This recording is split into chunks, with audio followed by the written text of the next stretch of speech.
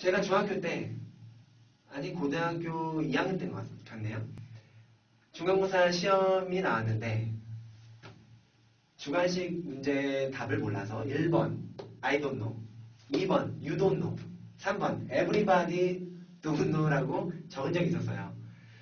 근데 이제 선생님이 나름대로 인문계 학교고 공부를 잘하는 학교였는데 선생님께서 불러가지고 하시는 말씀이 1번, 2번은 그렇다 쳐도 everybody 다음에는 don이 아니고 doesn'이라고 3인칭 단수잖아요. 그래서 혼났던 기억이 있는데 지금 와서 생각해보면 저희 학교에 원어민 선생님도 계셨지만 영어로 제대로 말을 할 수 있는 학생은 한 명도 없었어요. 그리고 저희 영어 선생님들조차도 자유롭게 의사소통이 가능한 선생님은 한 분도 안 계셨어요. 소위 영어 업계에 종사하시는 많은 선생님들이 제 생각에 나름대로 회화에 자신 있는 분은 그렇게 많지는 않다고 보거든요. 그런 상황에서 자 보세요. 회화가 되지 않는 선생님한테 회화를 배운다는 게 말이 됩니까? 그건 모순이에요. 어떻게 해야 영어로 말할 수 있는지 알지 못하는 사람한테 영어 공부를 하고 있단 말이에요. 지금 한국 학생들이. 그래서 저는 감히 말씀드리는데 한국에서 초등학교 때부터 윤 선생이다 뭐다 이것저것 해봤고 중학교 때도 논학생은 아니었거든요. 공부를 뭐 열심히 하진 않았지만 수업 시간에 다 듣고 열심히 공부를 했습니다. 나름대로. 중학교 3년, 고등학교 3년, 대학교 때도 교양 과목, 영어 다 듣고 심지어는 영절하고 책 나와가지고 열심히도 1년 반씩 해보고 나름대로 열심히 많이 했어요. 그런데 영어 회화가 절대 되지는 않았다는 거죠. 지금 공교육에서 그리고 공교육, 사교육 이렇게 나누는데 사교육도 똑같아요. 우리나라 사교육은 공교육의 연장선상입니다. 공교육에서 가르치는 걸 숫자를 좀 더 줄이고 똑같은 걸 가르치는 게 사교육이거든요. 나름대로 뭔가 특이한 방법으로 다른 것을 가르치는 게 아니에요. 그래서 공부하는 시간만 늘어나지 뭔가 특별한 것은 없다는 거죠. 학원이나 영어 수업 시간에 배우는 그런 영어 과목이나 그리고 뭐 많죠. 이보영, 오성식 그분들은 잘 하시죠. 영어를. 근데 그분들이 출판을 많이 하시고 학원을 만드시고 YBM 시사영어사다 뭐 큰 학원들도 많고 한데 과연 그 1000명, 2000명, 3000명 심지어는 10,000명이 넘는 그런 학원 학생들 숫자 중에 그 학원에서 영어 회화를 자연스럽게 만들 수 있는 학생은 제가 보기엔 거의 손에 꼽습니다. 한국에서 그런 방법들로 공부를 해가지고 영어 회화가 될 것 같으면 신문에 나오죠. 신문에 나온다는 말은 무슨 말일까요? 거의 그런 사람이 없다는 얘기예요. 얼마나 희귀하면 신문에 나올까요? 얼마나 희귀하면. 한국 공교육이나 사교육 이런 데서 영어 공부를 하려고 생각하면 한계가 있어요. 빨리 여기서 나와야 돼요. 제가 제대하고 영국에 갔는데 참 힘들었어요. 뭐 법대 다니고 있었는데 부모님들도 반대하시고 뭐하러 영국까지 가냐. 그냥 열심히 공부해가지고 사시나 보지. 뭐 이런 시기였는데 제가 물론 저희 집이 잘 사는 집도 아니고 저희 아버님 교직에 계시고 부족함 없이는 컸지만 절대 해외로 유학을 보내주고 이럴 수 있는 가정 형편은 아니었어요. 부모님께 말씀드렸던 게 뭐냐면 학비만 대주십시오. 제가 나가서 어떻게든 살아볼 테니까 학비만 대주십시오. 제가 학비까지는 감당을 못하니까. 그래서 아르바이트 3개씩 하면서 보통 일주일에 뭐 아침부터 시작해서 저녁까지 학교 다니고 그 다음에 학교 끝나고는 뭐 설거지 아르바이트 몇 시간씩 하고 주말에는 은행 그런 거 있죠. 은행 청소가 있어요. 영국에는. 그런 거 청소하고 주말에는 나이트클럽에서 유리잔 글래스 컬렉터라고 하는데 그런 거 하고 바에서 일하고 정말 돈은 열심히 벌었어요. 다들 유학생활 할 때 기대가 크죠. 저도 영국에 처음 가기 전에 제가 호텔 쪽을 공부를 했는데 처음 가서 1년 정도 있으면은 그냥 다 영어가 되는 줄 알았어요. 나름 생각하기에는 뭐 영국이 영어의 본토 고장인데 뭐 그냥 가서 한 1년 살면 되지 않겠나 이렇게 생각을 하고 처음에 떠났단 말이에요. 제가 처음에 가가지고 물론 유학원 통해서 갔습니다. 유학원 통해서 가가지고 제가 정식으로 열심히 영어 공부를 미리 하고 학교에 들어갔어야 되는데 유학원 서바이벌 영어만 돼도 제가 뭐 배낭여행도 다니고 했으니까 뭐 하우머치 하면서 뭘 살 수는 있으니까요. 생활 영어만 되면 어느 정도 기초 영어만 돼도 학교를 따라갈 수 있대요. 그리고 뭐 1학년 때는 실습 중심이어서 호텔 쪽은 따라갈 수 있다고 그래가지고 겁도 없이 갔는데 웬걸 6개월을 공부를 했는데 정말 죽겠는 거예요. 1년이면 끝날 줄 알았던 영어인데 6개월 한 다음에 거의 절망했어요. 이건 아니다. 이렇게 해서는 안 되겠다. 그때 심정을 떠올리면 정말 막막했어요. 부모님한테 장담하고 왔는데 이렇게 6개월 나름대로 열심히 보냈는데도 왜 이렇게 영어가 안 될까?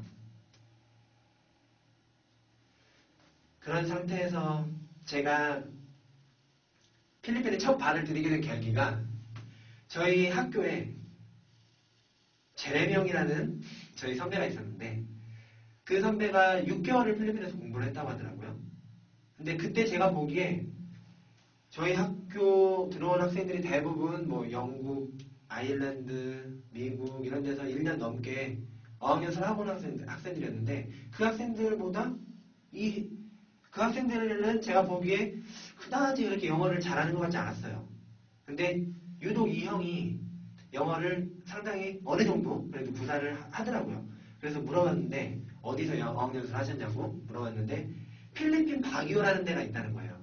날씨도 좋고 1대1로 수업을 할 수 있대요. 그때까지만 저희가 학교에서 영어 수업 있으면 뭐 15명, 20명 이렇게 놓고 수업을 했는데 1대1로 수업을 할 수가 있대. 그래가지고 제가 6개월 동안 아르바이트 한 거를 다 모아가지고 그 돈을 탈탈 털어서 필리핀에 비행기를 샀어요. 학교를 잠시 휴학을 하고 정확히 한 3개월을 다녀왔습니다. 학원을 다닌 것도 아니고 물론 어느 정도 서바이벌 잉글리시는 되는 상태였기 때문에 겁도 없이 필리핀에 갔는데 가서 스피킹은 많이 들었어요. 그런데 뭐 제대로 된 교육을 받은 게 아니었고 친구들이랑 어울려서 놀고 튜터 뭐 한두 시간 하고 이렇게 해가지고 스피킹을 많이 들었는데 제가 필리핀 다녀오면서 한 단계 들었고 그 다녀온 상태에서 학교를 다녀서 한 단계 들었고 인턴십을 하면서 한 단계를 들었고 그리고 지금 사업을 하면서 한 단계를 들었습니다. 처음에 필리핀을 다녀오기 전에는 저도 나름대로 영어를 공부하러 갔는데 제가 일을 하러 간 건 아니잖아요. 그래서 영어를 쓸 수 있는 직장에서 당연히 아르바이트를 하고 싶죠. 그래서 이력서도 만들어가지고 겁도 없이 매니저 찾아가서 인터뷰 보고 열심히 정말 비 오는 날 레주메 들고 매니저 만나러 쫓아다니는데 정말 뒤로 눈물이 나요. 눈물 젖은 빵이라는 표현을 쓰는데 보통 사람들이 그걸 느끼겠더라고. 얼마나 서러운지 내가 지금 여기서 뭐하고 있는 건가 싶기도 하고 후회하는 건 아니었는데 굉장히 힘들었어요. 아무리 가서 면접을 봐도 영어가 안 되잖아. 영어가 안 되니까 매니저 입장에서는 손님 앞에 세우는 잡을 저 같은 동양인 남자 영어도 못하는 애한테 줄 리가 없죠. 아무리 열심히 일을 해도 일은 정말 열심히 해요. 한국 학생들 정말 일 열심히 해요. 누구나 다 좋아요. 어느 아르바이트 장소를 가도 한국 애들이 아르바이트 하면 굉장히 깔끔하게 일이 끝나요. 근데 다만 이게 안 되죠. 그래서 저도 매일 접시를 닦고 이만한 솥단지 이렇게 닦고 이런 걸 했는데 그거를 계속 하고 있을 수는 없잖아요. 돈 때문에. 영어 공부하러 간 건데 영어 공부하고 지금 대학교 마치고 제 꿈을 실현하려면 갈 길이 아주 먼데 그렇게 6개월 동안 펌만 닦고 있었단 말이에요. 해보지 않은 사람은 몰라요. 그걸. 디시어시 기계에다가 영어 문장 붙여놓고 외우면서 그 디시어시 넣는 그 기분을 모른다고요. 근데 필리핀에 가서 주요했던 게 뭐냐면 제가 한국 사람들을 한 명도 안 만났어요. 거기서 노는 동안. 심지어는 같이 저랑 뜻이 맞아가지고 영국에서 같이 갔던 친구하고도 사이가 안 좋아졌어요. 그 친구가 남도니까. 그 친구는 한국 학생들이랑 놀고. 물론 그때도 한국 사람들이 많진 않았는데 집 얻어놓고 거의 필리핀 사람들만 만나면서 필리핀 사람들하고만 상대하고 물론 필리핀 사람들하고 영어를 많이 써서 영어를 는 것 같진 않고 튜터하고 필리핀 사람들하고 있기 때문에 한국말을 안 썼던 게 주요했죠. 여기서 첫 번째.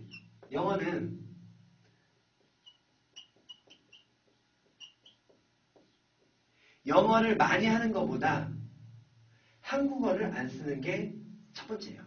이게 가장 중요해요. 영어를 아무리 많이 열심히 공부해도 한국어를 쓰면서 하면은 그 속도는 굉장히 다운이 됩니다.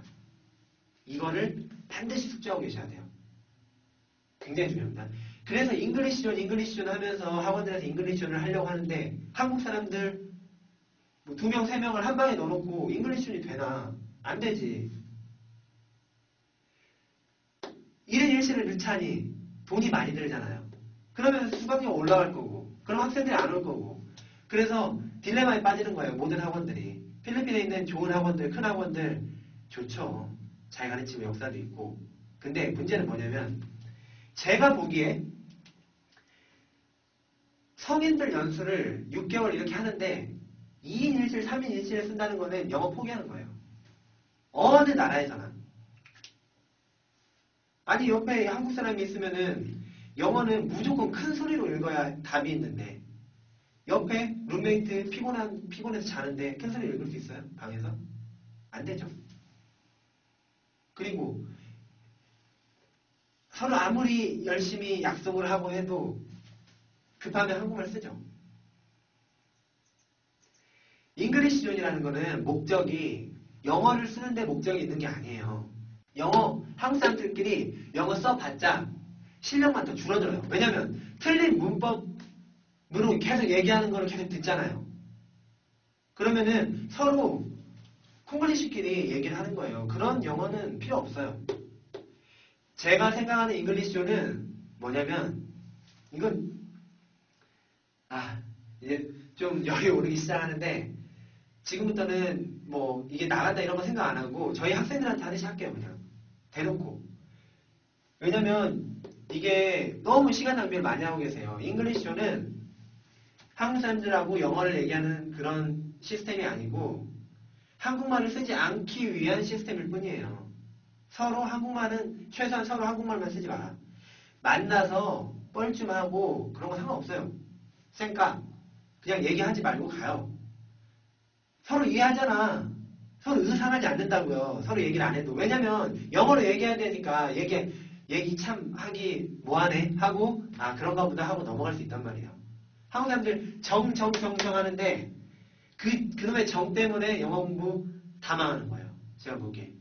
제가 지금 학원을 3년째 운영하면서 느낀 게 뭐냐면은 지금 물론 저희 학원에는 다 없앴어요. 그거 없애느라고 참 힘들었는데 송별회, 환영회 누구 새로 오면은 친해져야 되니까 인사하고 가서 얘기하고 만나서 술 마시고 그거는 우리나라 문화에서는 물론 그렇게 해야 되는 거지만 영어를 배우는 사람들 입장에서는 그건 자살행위예요. 어느 학원이나 외국을 가시거나 한국 사람들로부터 멀어지지 않으면은 답은 없어요. 한국 사람들하고 같이 생활하고 같이 얘기하고 그런 시스템에서는 아무리 자기가 용 빼는 재주가 있어도 98% 보통 사람이라면 답이 없습니다. 영어 하려면 3년, 4년, 5년 걸려요.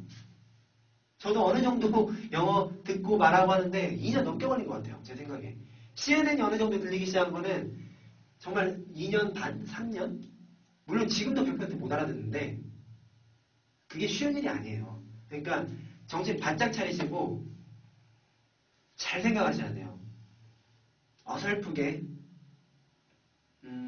뭐 이것도 아니고 저것도 아니고 뭐 이것도 해야 되겠고 저것도 해야 되겠고 포기하세요. 영어 안 됩니다. 그럼. 아시겠죠? 그럼 제가 장소에 대해서 한번 얘기를 해볼게요. 제가 영국에서 유학을 했어요. 영국에서 한 3년 넘게 있었는데 졸업장도 있고 HD도 땄고.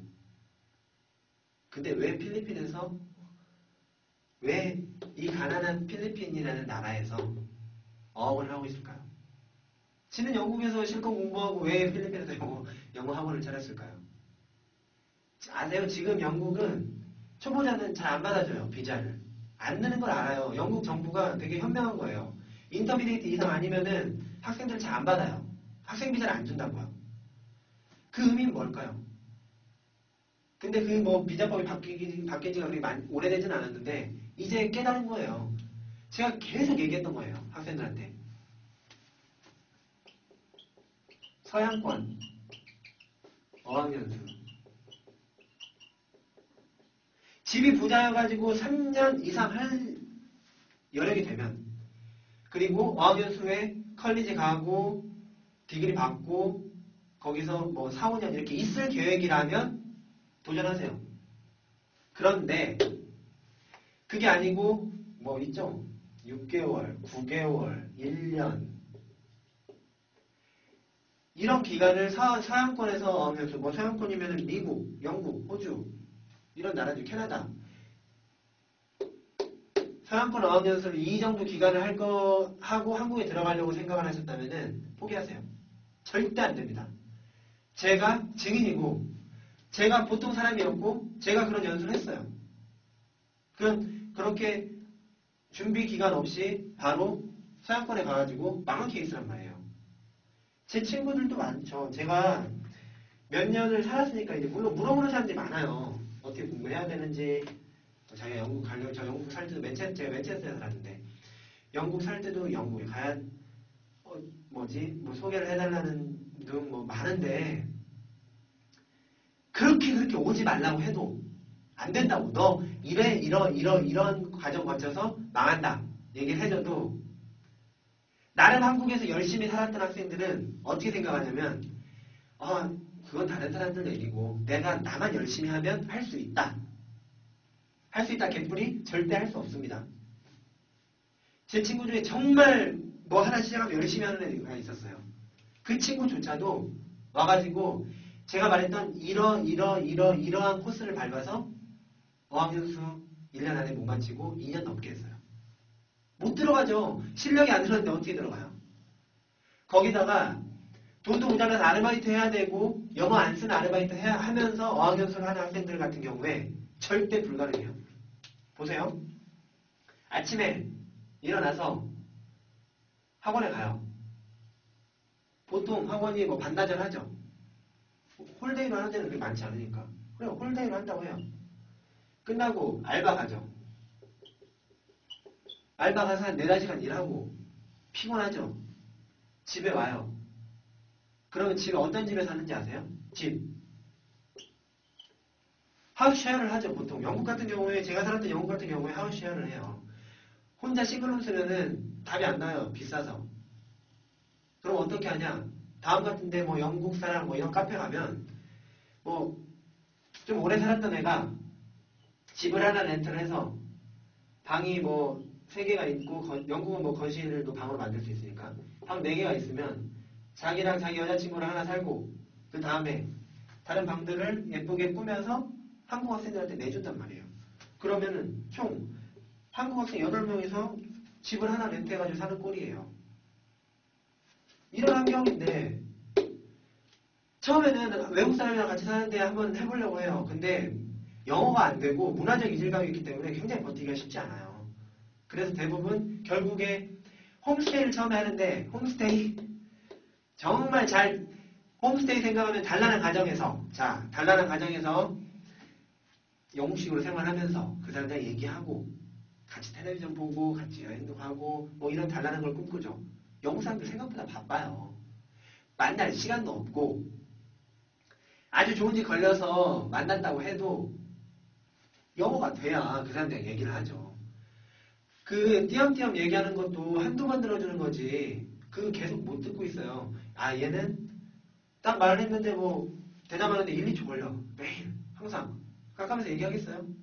얘는 영어 못하는 애구나 하고 그냥 밥이나 주고 간단 말이에요. 그런 집 걸리면 그래도 다행이에요. 싼 데 가잖아요. 파키스탄에 사는 영국 사람이, 아니 영국에 사는 파키스탄 사람이 집 하나 렌트해가지고 한국 사람들 때려 넣고 아침에 그냥 토스트 때려서 넣어주고 뭐 이런 식으로 하는 게 홈스테이예요. 그런데 가가지고 무슨 영어를 배웁니까? 한국 사람들끼리. 이런 환경에서 보세요. 왜 또 한국 사람이 이런 데 들어가냐면 알바를 다 하고 있잖아요. 소개를 해준단 말이에요. 그래서 결국에는 금전적인 거, 외로운 거 이런 것들 때문에 결국에는 이런 홈스테이에서 외국 사람들과 함께 쉐어하는 이런 집에 살다가 결국에는 다음 카페나 나오는 이런 집으로 들어가게 돼 있어요. 최소 2달 안에. 2달이면 영국에서 적응하기도 힘든 시간이거든요. 그러면 이 사람들 생활이 아침에 일어나 학교 가. 학교 가서 보통 한 반에 20명이에요. 12명. 좋은데 12명. 한국 사람이 반절 넘는 데도 있어요. 한국 사람이 반절이건 많건 적건 이걸 떠나서 단 한 명의 한국 사람만 그 자리에 있어도 자기보다 잘하면 한국 사람은 얘기 안 해요. 우리나라 학생들이 선생님이 뭘 질문했을 때 영어로 손 들고 대답하는 학생이 있을 것 같아요? 단 한 명도 없어요. 거의. 정말 특이한 성격 아니고서는. 수줍어한단 말이에요. 우리나라 사람들이. 쪽팔려 하고 자기가 완벽하게 알고 있지 않으면 대답 안 해요. 근데 완벽하게 알고 있는 게 하나도 없잖아. 영어에 대해서. 그러니까 수업 계속 듣기만 하죠. 말하기가 안 되는 상태에서 듣기 하는 거는 안 들려요. 말을 하면은 듣는 거는 자연스럽게 따라오게 돼 있어요. 기본적으로. 어느 정도는. 그런 식으로 수업을 듣는단 말이에요. 같이 수업 듣는 사람들 같은 레벨끼리 늦죠. 선생님은 혼자 떠들어요. 그나마 남미 애들이나 유럽 애들은 나름대로 얘기하죠. 근데 보통 우리나라 사람들이 거기서 친하게 지내는 애들이 일본, 중국, 그 다음에 우리나라 사람들이 이렇게 몰려다니는데 그런 애들끼리 얘기해봤자 전혀 의미가 없어요. 영어로 얘기한다기보다는 그건 의사소통을 해야 되니까 영어를 쓰는 것뿐이란 말이에요. 그런 환경에서 하루 종일 공부하고 그 다음에 홈스테이 가가지고 그런 생활하고 아니면 쉐어하우스 가가지고 옷 갈아입고 알바 가요. 알바 가서 영어 하나 안 쓰고 계속 설거지만 밤까지 해요. 집에 돌아와서 피곤하죠. 술 한잔 해야지. 한잔 꺾어야지. 왜냐면 죽겠거든. 다 똑같은 입장이에요. 사람들이. 그러면 같이 얼마나 맛있어. 한국 음식. 외국 나가면 한국 음식 정말 꿀이에요. 꿀. 꿀보다 더 맛있어. 그 한국 음식 해 먹으면서 스트레스 풀면서 한잔 마시고 서로 영어 안 된 얘기예요. 그 생활을 1년 한들 2년 한들 뭐가 달라지겠냐는 거예요. 안 돼요. 이거는 답이 안 나오는 구조예요. 이거를 몇천만 원씩 들여가지고 이런 연수를 간다? 이런 연수가 안 될 걸 알면서 보내는 유학원도 문제지만 학생들이 인지를 못한다는 거. 자기는 제가 생각하기에 이런 연수에서 성공할 수 있는 확률은 2%예요. 그냥 2를 좋아해서 제가 2%로 얘기하는 건데 우리나라 여학생들 중에 특이한 학생들이 있어요. 생각도 있고 여학생들 중에 외국 남자친구를 사귀는 학생들이 있습니다. 한국 남학생들이 외국 여자를 사귀는 확률은 거의 없어요. 안 좋아해. 근데 외국 남자들이 한국 학생들을 굉장히 좋아하기 때문에 여학생들 중에 외국 남자친구랑 사귀고 사는 학생들이 있어요. 그런 학생들은 영어가 빠른 시간에 늘어요. 왜냐면 그 남자친구하고 얘기를 해서 영어가 느는 게 아니고 한국 무리로부터 자연스럽게 멀어져요. 영국 남자친구가 있으면 영국 다른 그 친구들과 한 무리가 돼요. 그래서 이런 사람들은 영어 공부를 따로 하지 않아도 한국말을 안 쓰는 상태에서 계속 영어를 접하기 때문에 답이 나와요. 근데 이거는 2%. 뭐다 좀 알겠죠? 그리고 정말 북종인 애들이 있어요. 이런 애들 2% 안에 들어가요. 근데 나머지 애들은 대부분 어학연수 하면서 아까 말한 홈스테이, 외국 사람하고 쉐어, 그 다음에 한국 사람들끼리 사는 집, 알바하고 술 마시고 이런 구조? 1년을 보낸단 말이에요. 서양권 어학연수에는 이래서 답이 없습니다. 적응하는 데만 3개월 걸려요. 제가 그랬고. 근데도 이걸 그냥 간단 말이에요. 이건 그냥 학원이라도 다녀요. 한 가지 더 얘기해볼까요? 워홀. 워킹홀리데이 가는 애들이 있는데, 워킹홀리데이는 제가 생각하기에 우리나라 학생들에게 주어진 정부가 해준 영어 공부를 위한 최고의 선물이에요. 워킹홀리데이는. 근데 영어가 레벨이 되는 학생들한테만. 그런 학생들은 워홀을 가면은 날개를 다는 거예요. 영어가 되는데 다만 많은 사람들과의 경험, 영어에 대한 자신감, 백인들을 깔볼 수 있는 자신감. 백인들은 솔직히 아무것도 아니거든요. 영어 잘하는 건 자기네 나라를 잘하는 건데 왜 우리나라 사람들은 영어도 하고 우리말도 하는 거예요. 그 나라 사람들 영어밖에 못하잖아. 그렇게 마인드를 가지고 깔아 뭉갤 수 있는 그런 자신감이 있는 사람이어야 되는데 그걸 얻을 수 있게 되는 시기가 워홀이에요. 근데 아까도 말했지만 제가 방금 말한 이 레벨을 지난 사람만이 워홀 가가지고 영어로 말할 수 있는 직장을 얻을 수 있고 그런 실력을 얻을 수가 있어요. 그렇지 않은 학생들이 돈 없다고 해가지고 그냥 가죠. 가서 어디서 일할 건데? 어디서 잘 건데? 아까 말한 생활에다가 공부도 안 하고 일만 하는 돈만 모으는 거예요. 술만 마시고. 그게 워홀이에요. 제가 장담하는데 영어 실력 안 되는 상태에서 워홀 가가지고 성공하는 사람은 2%도 안 돼요. 그건 제로라고 봐요, 저는. 특이한 경우가 있어가지고 그런 사람들 있죠. 뭐 거지처럼 살아가지고 뭐 6개월 했더니 뭐 영어가 늘었네. 뭐 이런 사람들. 신문에 나오는 사람들이고 그런 거 아니고서는 워홀 절대 가시면 안 돼요. 워홀은 안 돼요. 키부츠라는 데가 있어요. 이스라엘에 있는 건데 제가 배낭여행 때 키부츠에서 한 달 정도 살아본 적이 있어요. 그때 굉장히 좋아요. 환경은. 일도 그렇게 많지 않고 끝나고 그 많은 나라 사람들 그 발런티어들이 모여가지고 파티하고 계속 밤새도록 수다 떨고 얘기하고 정말 환경 좋은데 제가 그때 뭐 했는지 아세요? 이러고 앉아가지고 제가 뭐라고 하나 이렇게 생각하고 깜깜해서 죽고 방에 들어가서 책 좀 보다가 이랬었어요. 영어가 이 상태가 안 되는 상태에서는 워홀을 가나 키부츠를 가나 미국 연수를 가나 다 똑같아요. 돈 낭비하는 거예요. 지금 이 순간 이 강의를 듣는 분들은 이거를 깨달으셔야 돼요. 제발 돈 낭비하지 말고 서양권 연수 포기하세요. 유학원들 1년 있으면 될 거라고 하죠. 개뿔 절대 되지 않습니다. 제가 여기서 단언코 얘기하는데 서양권 어학연수 절대 되지 않습니다. 기본 실력 없는 상태에서는. 제가 서양권 어학연수는 안 된다고 말씀을 드렸고 그러면은 방법이 뭐냐? 일단은 필리핀 어학연수가 서양권 어학연수보다는 기본 회화를 배우고 서양에 가서 일을 하고 그런 레벨 제가 말하는 어학연수에서 얻을 수 있는 레벨까지 써볼게요. 제일 중요한 거니까 이건.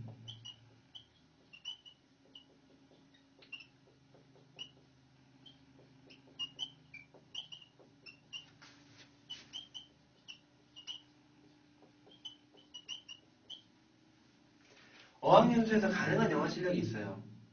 배워서 얻을 수 있는 영어 실력이 있어요. 그 레벨을 저는 어떻게 잡고 있냐면 적어도 듣기 면에서는 텔레비전을 어학연수 기간에 다 듣고 뭐 이런 건 절대 불가능해요. 몇 년 걸려요 그건. 아무리 영어 공부를 열심히 해도.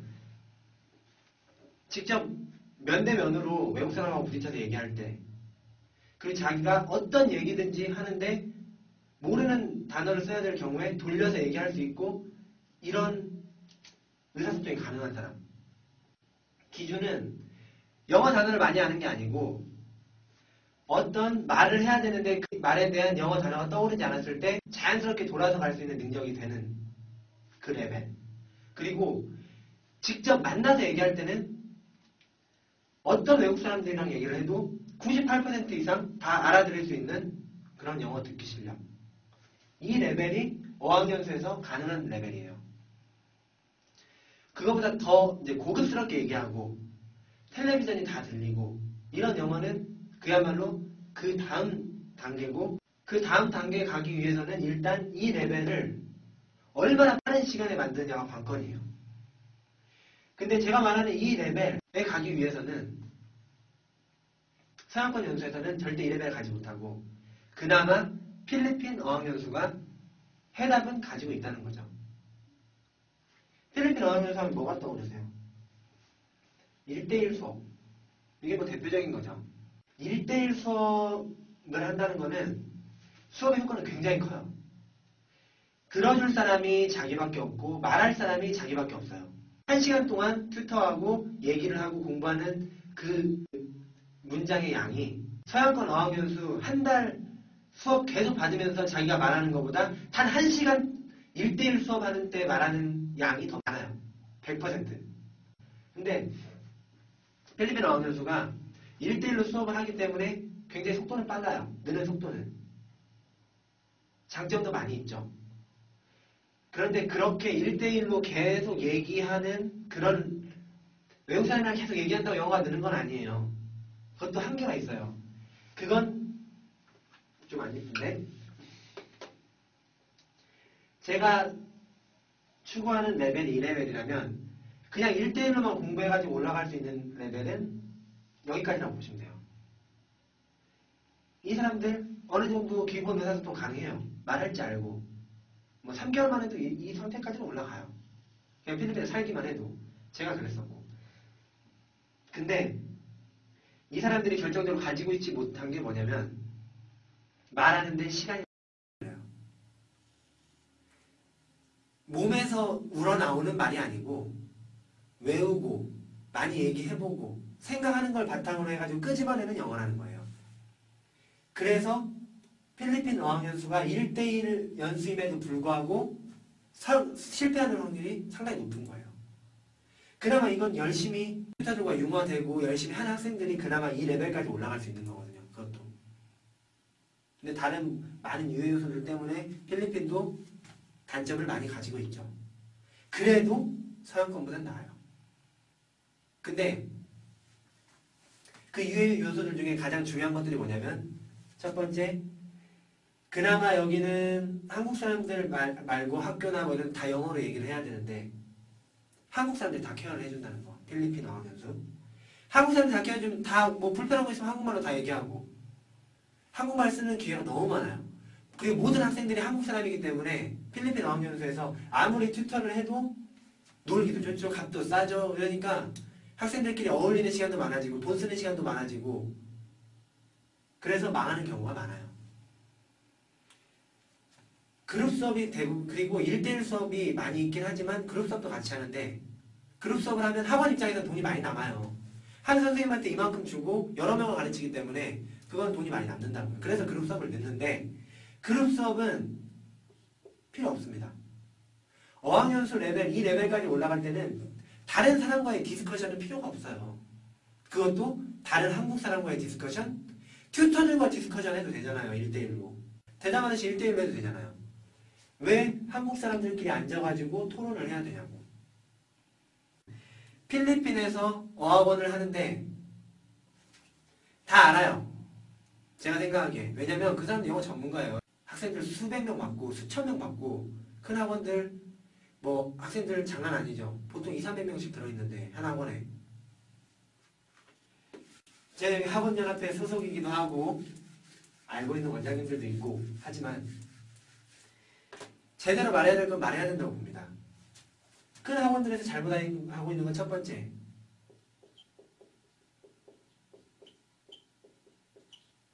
안 되는 이유? 전원 1인 1실이 아니기 때문이에요. 1인 1실을 원하면 1인 1실을 주기도 해요. 돈을 더 내면. 근데 문제는 뭐냐면 누구는 1인 1실 쓰고 누구는 3인 1실 쓰고 이런 식으로 가면 사람 많은 쪽으로 모이게 돼 있어요. 학생들이. 그럼 또 그 무리가 형성이 되죠.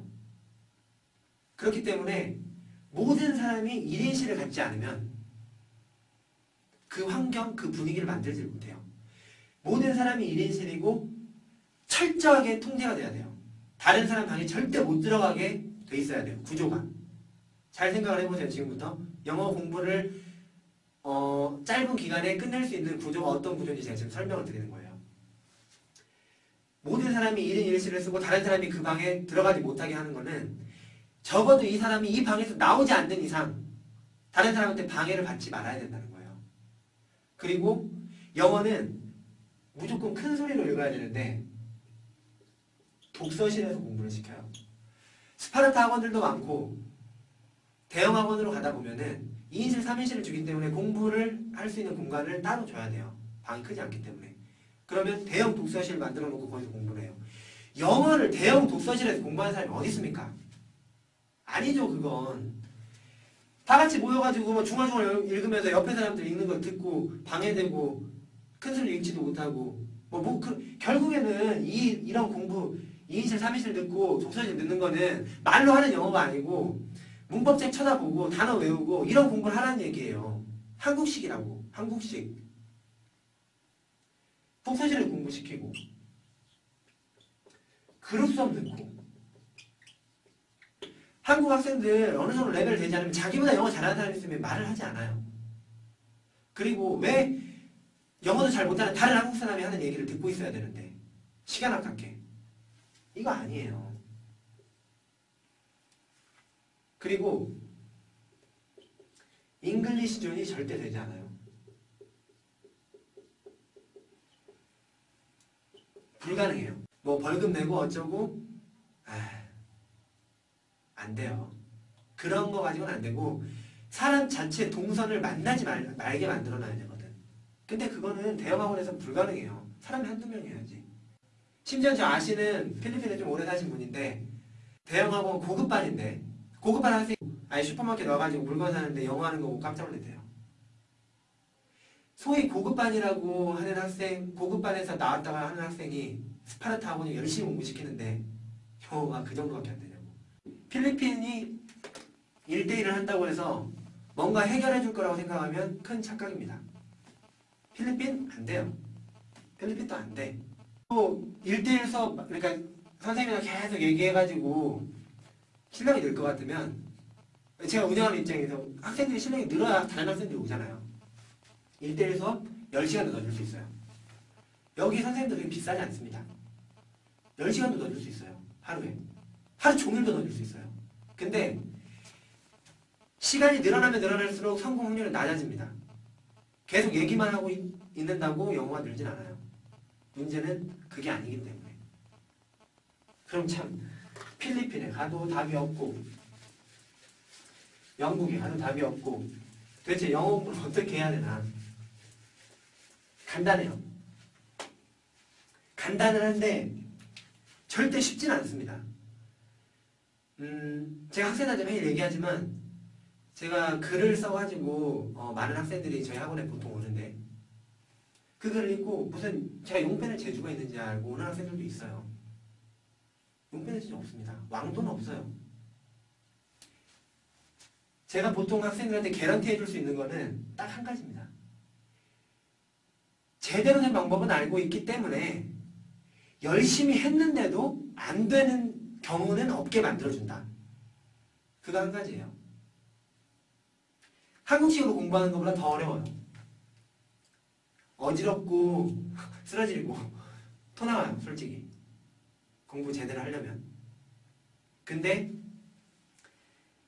영어를 짧은 시간에 끝내려면 그 방법밖에 없어요. 그냥 뭐 반복이죠. 영어 반복인데 반복을 어떻게 하느냐가 중요하죠. 그거를 지금부터 제가 말씀을 드릴게요. 첫 번째, 영어는 자전거 타는 거하고 똑같아요. 어학연수 1년 갔다 왔는데 뭐 한국에서 영어를 안 썼더니 영어가 다 실력이 없어져서 잘 못하겠더라. 그건 영어를 제대로 안 했으니까 그러는 거지. 말은 있잖아요. 말은 한번 하게 되면, 제대로 하게 되면 아무리 몇 년을 안 써도 다시 말할 때 말을 할 수밖에 없게 돼 있어요. 세상에 말을 잊어버리는 사람이 어디 있습니까? 자전거 타고 똑같아요. 자전거가 타기가 힘들어서 그렇지 한번 타면 아무리 오래 안 타도 다시 탈 때 약간 버벅거리는 건 있어도 또 타죠. 자전거 그렇게 탈지 알게 되는 그 수준까지 올라가면 이 영어 실력은 어디 가지 않아요. 한국에 간다고 해도. 그리고 일단 이 실력이 되면 영어 공부를 하는 방법이 달라져요. 영어를 공부하는 게 아니고 영어를 이용해서 뭔가를 알아가는 이런 스타일의 공부 방식으로 바뀔 수 있단 말이에요. 근데 이 레벨이 제가 말하는 인터미디에이트 레벨이에요. 이 레벨을 올라가기 위해서 어학연수를 하는 거고. 근데 보통 초급 영어는 필리핀에서 배우고 어학연수 3개월 해가지고 중급 고급 영어는 미국 가서 하고 이거는 정말 멍청한 사람들이 하는 얘기예요. 유학원에서 만약 이런 얘기를 한다면 그 유학원 마세요. 정말 영어의 영자도 모르는 상태입니다. 그건. 왜냐면 어학연수를 한다는 얘기는 초보라는 얘기잖아요. 그쵸? 같은 초보인데 미국 간다고 고급 영어를 배우고 필리핀 간다고 초급 영어를 배웁니까? 아니에요. 그건. 그리고 필리핀은 그 나라 사람들한테 영어를 배우는 게 아니에요. 그 나라 사람들이랑 어울려서 영어를 배우기는 쉽지 않아요. 영어를 생각보다 잘하지 못합니다. 필리핀 사람들. 의사소통은 되지만. 튜터한테만 배우는 거예요. 튜터. 그 사람들은 숙련된 영어 전문가들이에요. 영어를 말로 하는 걸 가르치는 전문가들이란 말이에요. 우리나라 영어 쌤하고 달라요. 여기 튜터들은. 제대로 구사하는 사람들이란 말이에요. 영어를. 미국 발음으로. 그런 사람들한테 배우는 거지 일반인들한테 배우라는 게 아니에요. 일반인들한테 배우는 개념은 워킹홀리데이나 사용권 가서 배워야 돼요. 더 자연스러운 영어. 배우는 영어가 아닌. 그래서 필리핀에서 초급, 고급 이런 게 아니고 어학연수는 무조건 초급. 모든 목표는 인터미디에이트까지 올라가는 거. 그러면 이 인터미디에이트까지 어떻게 하는 게 가장 빨리 올라가느냐. 그게 관건인데 성인은 그 언어에 대한 성장판이 벌써 닫혔죠. 자연스럽게 그냥 영어를 계속 쓴다고 해서 영어를 배울 수 있는 그런 두뇌가 없어요. 성인은. 그러려면 몇 년이 걸려요. 짧은 기간에 영어를 배우기 위해서는 제대로 된 영어 공부 방법으로 몰아쳐줘야 돼요. 몰아친다는 얘기는 정말 피토를 할 정도로 반복을 해줘야 된다는 얘기인데 어학연수에 오기 전에 준비해야 되는 3가지가 있어요. 첫 번째, 중학교 단어 완벽함기. 두 번째, 영어 패턴책. 영어 패턴책을 통달해야 돼요. 우리나라에서 할 수 있는 거예요, 이건. 세 번째, 그래머 인 뉴스. 초급, 중급 보지 말고 비기너만 동영상 강의가 있어요. 박상효 선생님 거. 패턴책 아무거나 봐도 되긴 한데 추천하는 건 이근철 선생님 거.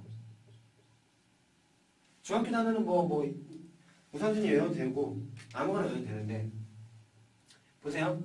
중학교 단어를 어떻게 외우시냐면 단어책 하나 사시고 그 다음에 영어를 아무거나 물어봐도 한글로 아무거나 물어봐도 바로바로 튀어나오게 전혀 생각하는 시간 없이 예를 들어서 의자, 체어, 빵, 브레드 바로바로 이런 식으로 나오게 기본 단어들이 그렇게만 일단 만들어 놓으시면 단어는 더 이상 걱정 안 하셔도 돼요. 단어 때문에 영어가 안 되는 일은 없어요. 일단 두 번째, 영어 패턴책. 필리핀에 어학연수를 오기 전에 패턴을 알고 있어야 속도가 빨라져요. 여기서 그 패턴을 공부하고 있기에는 너무 시간이 오래 걸려요. 그래서 기본적인 패턴이라는 얘기는 영어 문법이에요. 문법이 이렇게 있으면 패턴은 그 중에 일부. 영어 회화하는데 많이 쓰는 그 문법들을 추려놓은 게 영어 패턴이라고 보시면 돼요.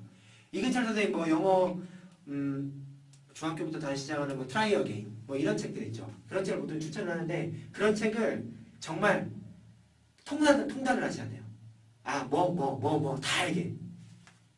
그거 우리나라에 하실 수 있잖아요. 한 5번만 읽어보면 될걸? 5번 읽는 거 별로 어렵지 않아요.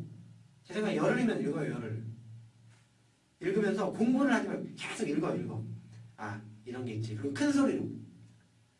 그렇게 하나를 끝내시고, 3번째. 문법 공부를 하라는 게 아니에요. 그래머 인 뉴즈 박상현 선생님 동영상 강의를 하나 신청해가지고 들으세요. 2번 정도. 영화 보듯이. 영화 보듯이에요. 그래머 인 뉴즈를 뭐 보통 어학연수 하는 사람들이 다 공부하는 게 그래머 인 뉴즈인데 뭐 어학연수계의 맨투맨이에요. 어학연수계의 성문 종합영어. 근데 성문 기본영어. 문제는 뭐냐면 이거를 공부하고 있어서는 답이 안 나와요. 문법은 공부하면 안 돼요. 문법 공부하면은 영어 회화하는데 더 지장이 많아요. 중학교까지 공부했으면 대충 알고 있어요. 뭐가 주어고 뭐가 동사고 어떤 식으로 대충 돌아가는지 스토리가. 리마인드만 시켜주시면 돼요. 동영상 강의 박상현 선생님 거를 쭉 보다 보면은 이 선생님은 강의하시는 방법이 좋아요. 문법으로 가르치는 게 아니고 문법을 회화에 연결시키는 그 연결고리를 만들어주시는 분이에요. 강의 스타일이. 그래서 이거를 영화 보듯이 쭉 한번 보면 아, 그치, 그런 게 있었지. 우리가 학교 때 이런 걸 배웠지. 이렇게 돌아가는 거지. 한번 쫙 리마인드만 시켜주시면 돼요. 이렇게 3가지를 준비한 상태에서 필리핀에 오셔야 그때부터 승산이 있어요. 이게 안 돼 있는 상태에서 오면은 오래 걸려요. 시간이. 이게 돼 있는 상태에서 오면은 정확히 6개월을 잡는데 제가 6개월 안에 해결이 돼요. 영어 남들 영국이나 미국 가서 2, 3년 해서 걸리는 게 6개월이면 끝난다고요. 근데 그 6개월이 좀 힘들죠. 그냥 6개월이 아니고 공부를 어떻게 하냐면 제가 이제 학생들을 딱 오면은 설명하는 게 몇 가지가 있어요. 첫 번째, 이 된 상태에서 그래머 이 상태에서 문법은 그 다음부터 공부하지 마셔야 돼요. 한국식으로 문법 공부한다? 오히려 영어에 방해가 돼요. 제가 그걸 언제 느꼈냐면 제가 한 5년 살면서 문법책을 단 한 번도 찾아본 적이 없어요. 유학 생활하면서 단어를 정리해서 외워본 적이 한 번도 없어요. 단어장 자체가 없었어요. 영어하는데 지장 없어요. 회화하는데 지장 없다고. 다만 정리가 안 돼 있을 뿐이지. 다만 누구를 문법을 가르치지 못한다 뿐이지 영어 말하는데 문법 틀리면서 얘기하지 않아요. 문법은 공부하는 사람이 배우는 게 아니고 영어 말을 제대로 할지 않은 상태에서 문법책을 봐야 효과가 있어요. 예를 들어서 이게 문법책이다. 그러면요. 제가 이걸 언제 느꼈냐면 유학생활 끝나고 필리핀에 사업을 하러 오기 전에 한국에서 몇 개월 가르친 적이 있어요. 애들을. 학원에서. 문법을 가르치래. 원장 선생님이. 문법을 가르치려는데 제가 문법을 따로 공부해본 적이 없잖아요. 그래가지고 그때 뭐 말은 해도 문법을 가르치려면 뭔가 좀 쳐다봐야 되잖아요. 그때 처음으로 문법책을 다시 봤어요. 5년 만에. 제가 영국 가기 전에 문법 수준이 어떤 수준이었냐면은 앞에서부터 좀 해보다가 뒤에서부터 좀 보다가 에이 중요한 거 뭐 관계되면서 이런 것만 보자면서 중간에 조금씩 보고 책 덮고 이런 식이었는데 문법을 5년 만에 처음 봤단 말이에요. 아 재밌어. 그렇게 지겹던 1년을 책을 봐도 끝나지 않던 문법책이 재밌어요. 쭉 보면서 아 내 평소에 이렇게 얘기하고 있었는데 이런 거는 전치사를 이런 걸 쓰는 게 맞는 거구나. 내가 잘못 쓰고 있었네? 아니면 뭐 가로하고 뭐 이런 게 생략되어 있는 표현이구나 이게. 난 보통 사람들이 이렇게 쓰니까 그냥 그렇게 쓰고 있었는데 이게 문법적으로 설명할 때는 이렇게 생략이 되어 있는 거구나. 내가 평소에는 이런 전치사만 썼었는데 보통 이렇게 좀 세분화되는 게 있고 이런 뉘앙스들이 있는 거구나. 이런 것들을 느끼면서 쭉 무슨 동화책 보듯이 읽게 돼요. 아 그치 하고 딱 덮잖아요. 영어 설명할 수 있어요. 그리고 그렇게 공부한 문법은 회화하는데 적용이 돼요. 그래서 이걸 공부하지 말고 아껴두란 말이에요. 아껴둬.